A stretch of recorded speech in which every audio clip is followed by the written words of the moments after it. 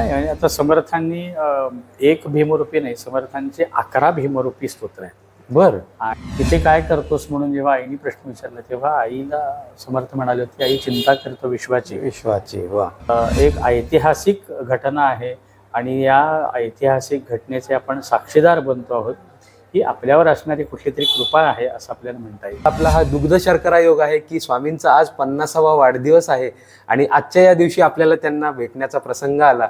त्या कोणत्याही प्रश्नाचं उत्तर तुम्हाला दासबोधात सापडतं आणि जीवन जगण्याचा ग्रंथ म्हणून आपण दासबोधाकडे बघू शकतो. इसवी सन 1648 मध्ये चाफळ येथे श्री रामरायाची स्थापना समर्थांनी केली आणि तिथून खऱ्या अर्थाने या संप्रदायाला एक संघटनेचं स्वरूप प्राप्त झालं. स्वरूप संप्रदाय, अयोध्या मठ, जानकी देवी श्री रघुनाथ दैवत, मारुती उपासना नेमस्थ वाढविला परमार्थ रामदासी. आणि रामरायांचं चरित्र जर आपण पाहिलं तर ते मर्यादा पुरुषोत्तम या पद्धतीने आपल्या समोर येतं. बरोबर. कारण ती जी प्रतिकूलता आहे त्या प्रतिकूलतेच्या पुढे हातबल झालेला समाज समर्थांनी पाहिला होता. जय जय रघुवीर समर्थ. मित्रांनो, आजचा हा भाग खूप विशेष होणार आहे कारण आज आपण समर्थ रामदास स्वामी यांचे 11वे वंशज परमपूज्य श्री भूषण स्वामी यांना भेटणार आहोत. आजचा हा भाग खूप विशेष याकरता आहे कारण आपण समर्थांविषयी आणि त्यांच्या दास संप्रदाय याविषयी बोलणार आहोत. भेटूया भूषण स्वामी यांना. जय जय रघुवीर समर्थ. समर्थ रामदास स्वामी यांचा जो संप्रदाय आहे म्हणजे आपण दास संप्रदाय जो म्हणतो तर त्याबद्दल आम्हाला सांगा जरा. समर्थ रामदास स्वामी यांनी स्वरूप संप्रदायाच्या अंतर्गत रामदासी संप्रदायाची स्थापना केली. खऱ्या अर्थाने आपण जर समर्थांच्या एकूण जीवनचरित्रामध्ये त्यांच्या वाङ्मयाचा जर विचार केला तर असं लक्षात येतं की जी प्रतिकूलता समर्थांच्या कालखंडामध्ये जी आपल्याला दिसून येते या प्रतिकूलतेच्या अनुषंगाने समर्थांनी एक संप्रदाय उभा केलेला आपल्याला दिसतो. समर्थांच्या या कालखंडामध्येही अनेक संप्रदाय त्यांच्या पद्धतीने कार्यरत होते, पण तरीही समर्थांना एक नवीन संप्रदाय उभा करावासा वाटला कारण ती जी प्रतिकूलता आहे त्या प्रतिकूलतेच्या पुढे हातबल झालेला समाज समर्थांनी पाहिला होता. आणि तो हातबल झालेल्या समाजाला उभं करणं, त्याला संघटित करणं, त्याला अन्याय अत्याचाराविरुद्ध लढण्यासाठी प्रवृत्त करणं या दृष्टीने समर्थांचं कार्य आपल्याला दिसून येतं. समर्थांच्या कालखंडामध्ये जी रचना होती ती थोडीशी कर्मठतेकडे झुकलेला होता समाज. आपण बरं, आपलं घर बरं, एवढ्यापुरता थोडा विचार करणारा संकुचित विचार होता जो समर्थांनी या विचाराला थोडं व्यापक केलं आणि कर्मठतेतून समर्थांनी कर्मनिष्ठता या आपल्या संप्रदायामध्ये आणली. आणि या कर्मनिष्ठतेच्या अनुषंगाने समर्थांचा संप्रदाय उभा आहे. समर्थांची शिकवण या संप्रदायाची अशी आहे की आधी ते करावे कर्म, कर्ममार्गे उपासना, उपासका सापडे ज्ञान, ज्ञाने मोक्षाची पावणे या अनुषंगाने समर्थांचा संप्रदाय कार्यरत झाला. आणि समर्थांनी देशाटन केल्यानंतर जेव्हा कृष्णात्री समर्थ आले तेव्हा इसवी सन 1648 मध्ये चाफळ येथे श्री रामरायाची स्थापना समर्थांनी केली आणि तिथून खऱ्या अर्थाने या संप्रदायाला एक संघटनेचं स्वरूप प्राप्त झालं. आणि मग तिथून याला रामदासी संप्रदाय किंवा समर्थ संप्रदाय म्हणून ओळखलं गेलं. पण मुख्य ते कर्मनिष्ठतेच्या या बीजारोपणाच्या अनुषंगाने हा संप्रदाय उभा आहे. आणि थोडंसं वेगळेपण असं आहे की फक्त भक्ती मार्गाचा प्रचार प्रसार नाही तर भक्ती मार्गाबरोबर प्रयत्नाला देव मानणं असं समर्थांचं या रामदासी संप्रदायाच्या अनुषंगाने कार्य आपल्याला पाहायला मिळतं की यत्न तो देव जाणावा अंतरी धरी तापरे हे सांगणारे समर्थ आहेत. केल्याने होत आहे रे आधी केलेच पाहिजे, यत्न तो देव जाणावा अंतरी धरी तापरे. आपण उठा आणि अन्यायाच्या विरुद्ध लढण्यासाठी तयार राहा. आणि त्या अनुषंगाने समर्थांनी दैवत जे निवडलं ते रामराय होतं की जो प्रतिकूल परिस्थितीमध्ये सुद्धा उभं राहून जे आपल्याला कार्य सिद्ध करायचे ते करू शकतो असा तो कोदंडधारी राम हा समर्थांचा आराध्य दैवत आहे. आणि शक्तियुक्तीचं आणि भक्तीचं एकत्रीकरण ज्या हनुमंतामध्ये आहे, तो हनुमंत ही उपासनेचं दैवत समर्थांनी निवडला. असा हा आगळा वेगळा समर्थ संप्रदाय आहे आणि तो 1648 पासून आजपर्यंत चालू आहे. आणि मग विविध पद्धतीने समर्थांनी या संप्रदायाला वाढवण्याचा प्रयत्न केला, रुजवण्याचा प्रयत्न केला. आज समर्थांचे भारतामध्ये जवळपास 1100 मठ समर्थांनी स्थापलेले आपल्याला त्यांच्या चरित्रातून दिसून येतं. अगदी आपण जम्मू काश्मीरपासून सुरू केली तर अगदी कन्याकुमारीच्या टोकापर्यंत सुद्धा समर्थांच्या अस्तित्वाची खुणा आपल्याला दिसून येतात. असे आजही मठ अनेक ठिकाणी कार्यरत आहेत. वा. आणि आपल्या बोलण्यात आता आलं की त्यांनी प्रभू श्री रामचंद्रांना आपलं दैवत याकरता निवडलं की शस्त्र आणि शास्त्र या दोन्हींचा संगम त्यांच्या ठिकाणी आहे. तर त्याच्याबद्दल आम्हाला थोडंसं ऐकायला आवडेल की कारण आपण समर्थांचं अभ्यास जेव्हा करतो त्यावेळेस देवभक्ती आणि त्यासोबतच राष्ट्रभक्ती सुद्धा कुठून तरी दिसून येते. बरं. समर्थांची जी काय म्हणू की जी कार्यरचना आहे त्या कार्यरचनेमध्ये समर्थांनी संप्रदायाचा आराध्य दैवत प्रभू श्रीरामांना समोर केंद्रस्थानी मानून केलं. कारण समाजासमोर एक आदर्शवत जीवन उभं करणं ही त्यावेळची काळाची गरज आहे. आणि रामरायांचं चरित्र जर आपण पाहिलं तर ते मर्यादा पुरुषोत्तम या पद्धतीने आपल्या समोर येतं. बरोबर. समर्थांच्या दृष्टीने सुद्धा मानवी जीवन हे त्या मर्यादा पुरुषोत्तमाप्रमाणे घडावं असा समर्थांचा आग्रह आहे. समर्थ म्हणायचे की दास म्हणे रघुनाथाचा गुण घ्यावा. रामरायाने ज्या पद्धतीने आपलं जीवनचरित्र साकारलं, आपलं जीवनचरित्र त्याच्यासारखं कसं बनू शकेल, कसं उदात्त बनेल, त्या पद्धतीने समर्थांची शिकवण आहे. मर्यादा पुरुषोत्तमाच्या अनुषंगाने विचार केला तर समर्थ मर्यादित जीवन जगा असं म्हणत नाहीत.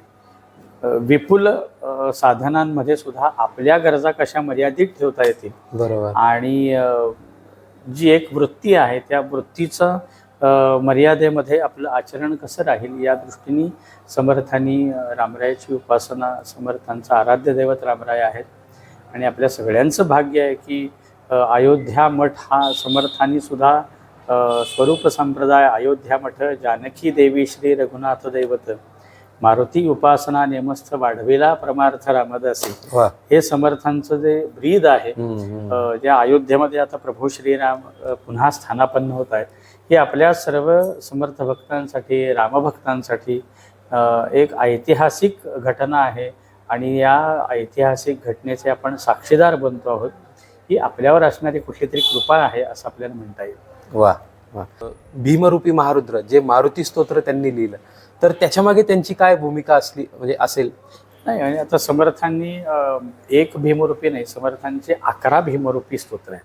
बर. आणि वेगवेगळ्या प्रसंगानुरूप समर्थांनी या स्तोत्रांचं रचना समर्थांच्याकडून झाली आहे. आणि या सगळ्या रचनांमधून समर्थांना अभिप्रेत असणारा जो हनुमान आहे, तो रामभक्त आहे, ती दास्यभक्ती आहे. या दास्यभक्तीचं गुणवैशिष्ट्य, गुणगौरव समर्थांनी आपल्या या भीमरूपी स्तोत्रातून केलं आहे. या मारुतीरायाच्या गुणांचं वर्णन असेल, त्याच्या शक्तीचा वर्णन असेल आणि त्याच्या भक्तीचंही वर्णन असेल, या सगळ्याचं एकत्रीकरण समर्थांच्या या भीमरूपी स्तोत्रातून आपल्याला पाहायला मिळतं. समर्थांच्या जीवनापासून म्हणू की वयाच्या 5व्या वर्षी सुद्धा समर्थ आणि रामांना भेटवणारे मारुतीराय आहेत. त्यामुळे मारुतीरायाच्या अनुषंगाने विचार केला तर समर्थ अगदी हक्काने मारुतीरायाला प्रत्येक गोष्ट विचारत असत. आणि मारुतीराय सुद्धा समर्थांना रामाला भेटवणारे मारुतीराय, त्यामुळे समर्थांच्या दृष्टीने तो एक मधला दुवा आहे मारुतीराय. त्यामुळे आणि समर्थांना मारुतीरायाचेच अवतारही मानलं जातं. त्यामुळे तो एक आगळा वेगळा समर्थ संप्रदायाचा तो विचार आहे की हनुमंताची भक्ती, उपासना आणि आराध्य दैवत प्रभू श्रीराम. वा. आपण दासबोध हा जो ग्रंथ बघितला आणि मनाचे श्लोक, तर या 2 ग्रंथांमध्ये नक्की आशयात्मक काय आपल्याला बघायला मिळतं किंवा काय सांगितलेलं आहे समर्थांनी? समर्थांच्या दृष्टीने मनोबोध हे शेवटी प्रत्येक गोष्ट ही मनाच्या शक्तीवर अवलंबून असते. आपण म्हणू की मनसामर्थ्य जेवढं तुमचं प्रबल असेल, चांगलं असेल, उत्तम असेल, मनाचं आरोग्य जेवढं उत्तम असेल, तेवढं तुमचं शरीर स्वास्थ्य उत्तम राहतं. आपण गेल्या काही दिवसांमध्ये, वर्षांमध्ये आपण अनुभवलं की कोरोनामुळे सगळ्या जगावरती हाहाकार उडाला होता. पण ज्यांचं मनोबल उत्तम होतं, ज्यांची मनःशक्ती चांगली होती, असे या सगळ्या संकटाला तारून उरले. त्यामुळे या मनाच्या आरोग्यावरती समर्थांनी जो ग्रंथ लिहिला आहे, जी रचना केली आहे, ती मनोबोधी या नावाने प्रसिद्ध आहे.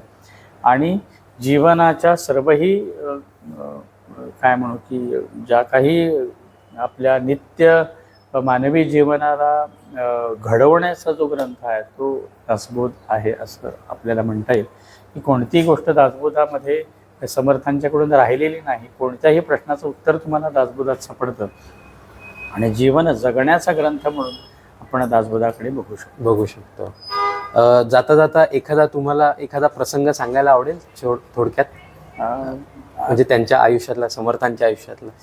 आता आपण म्हणलं की समर्थांच्या आयुष्यातले खूप वेगवेगळे प्रसंग आहेत. पण आज आपण नाशिकमध्ये आहे, तर ही तपोभूमी आहे समर्थांची. टाकळी ही तपोभूमी आहे. आणि 12 वर्ष समर्थ या ठिकाणी राहिले. समर्थांचं मूळ नाव नारायण होतं. या नाशिक क्षेत्राने या नारायणाचे समर्थ केले आणि समर्थाचे रामदास झाले.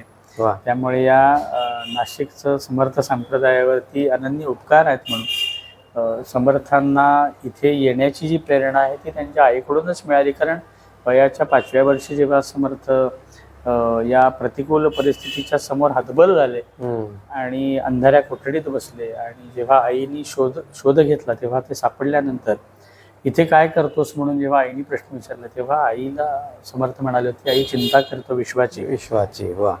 वयाच्या 5व्या वर्षी तेव्हा समर्थांच्याही डोक्यात विश्वचिंतेचाच ध्यास होता. पण आईने तेव्हाही त्यांना सांगितलं होतं की नारायणा, की विश्वाची चिंता इथे अंधाऱ्या कोठडीत बसून होत नाही. त्याच्यासाठी प्रकाशाचा मार्ग शोधला पाहिजे. आणि प्रकाशाचा मार्ग शोधण्यासाठी समर्थ नाशिकमध्ये आले आणि ती उपासना इथे घडली. म्हणून समर्थांचे जे सामर्थ्य आहे ते या नाशिक क्षेत्राने त्यांना प्राप्त करून दिलं. म्हणून या नाशिकची, या भूमीची, या पुण्यक्षेत्राची, या तीर्थक्षेत्राची आम्हा सांप्रदायिकांवर विशेष की आमच्या दृष्टीने अनन्य उपकार आहेत. वा वा.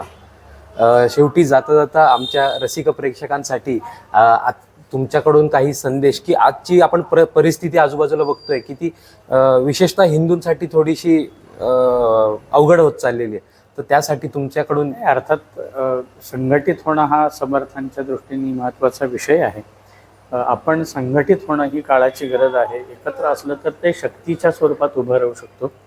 तर संप्रदाय हा महाराष्ट्रामध्ये विपुल संप्रदाय आहेत, पण या सर्व संप्रदायाचा विचार केला तर सगळ्यांचं ध्येय अंतिम एकच आहे की मानवी जीवनाची इतिकर्तव्यता, परिपूर्णता साधली जावी. त्या अनुषंगाने सर्वही संप्रदायांनी एकात एक हातात हात घालून कार्यरत राहणं ही आज काळाची गरज आहे. आपापसांमधले सांप्रदायिक मतभेद दूर ठेवून आपल्या हिंदू धर्मामध्ये सुद्धा अनेक दैवतांच्या उपासना आहेत, परंतु या दैवतांच्या उपासना ह्या व्यक्तिगत पातळीवर ठेवून समाज कार्यासाठी सगळ्यांनी एकत्र असणं गरजेचं आहे. त्या दृष्टीने सर्वांनी प्रयत्न करूया. जय जय रघुवीर. जय जय रघुवीर समर्थ. स्वामी, आज तुम्ही आम्हाला इतका वेळात वेळ काढून वेळ दिला आम्हाला. आणि आजचा आपला प्रेक्षक मंडळी, आजचा आपला हा दुग्ध शर्करा योग आहे की स्वामींचा आज 50वा वाढदिवस आहे आणि आजच्या या दिवशी आपल्याला त्यांना भेटण्याचा प्रसंग आला. त्याबद्दल स्वामी तुमचे खूप खूप आभार. जय जय रघुवीर समर्थ. जय जय रघुवीर समर्थ.